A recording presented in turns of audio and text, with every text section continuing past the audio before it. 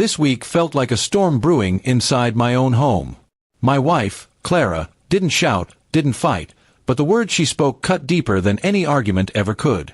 They weren't big statements, just 5 little things she said, each one like a brick in the wall she was building between us.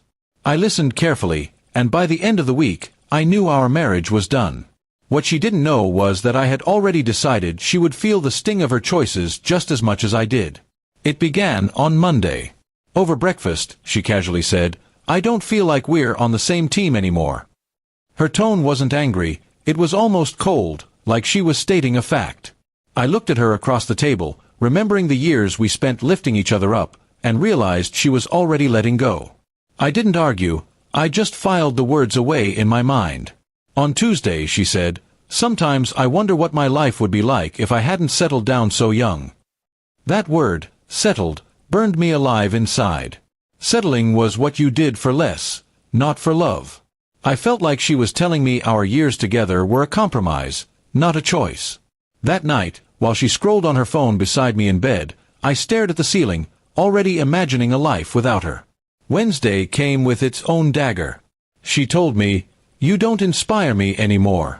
No hesitation, no softness. Just the blunt truth from her lips. I thought about the long hours I worked, the sacrifices I made, and how I'd built a stable home for us. But in her eyes, that wasn't enough. Inspiration, it seemed, meant excitement, not devotion. Thursday brought the cruelest one yet.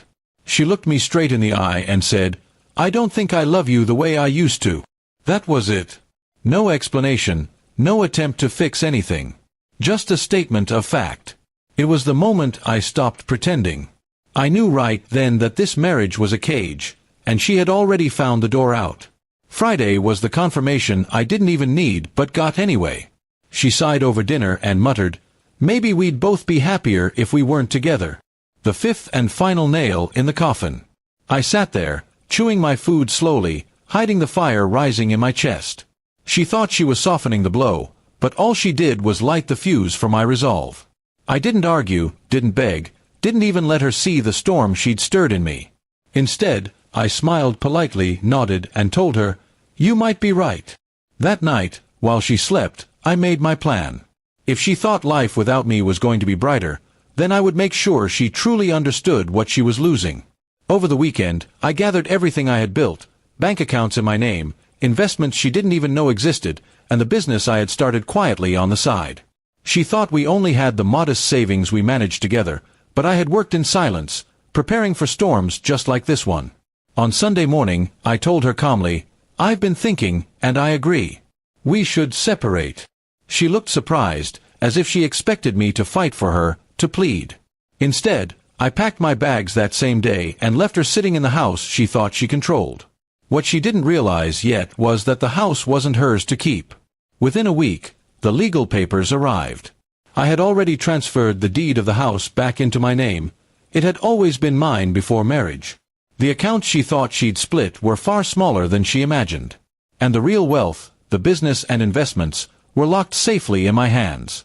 Clara tried to reach out, not out of love but out of panic. She said she didn't expect me to move so quickly, that maybe we could talk things through. But her 5 statements echoed in my mind, and I gave her the only reply she deserved. "You made it clear where your heart was." I just listened. Her friends tried to blame me, saying I was cruel for walking away so fast. But they hadn't heard the words she spoke, hadn't seen the way her eyes had gone empty when she looked at me. I hadn't ended the marriage. She had. I simply refused to stand in the ruins and pretend it was a home. Weeks later, I was living in my new apartment, free, focused, and determined. Clara was still in the old house, struggling with the bills, realizing she had underestimated me. The life she thought she could rebuild without me was already cracking. And for once, I didn't feel guilty. She had given me 5 signs that our marriage was over. I gave her one final act to show her I understood, walking away without leaving her anything to cling to. It wasn't anger, it was clarity. She ended us with words.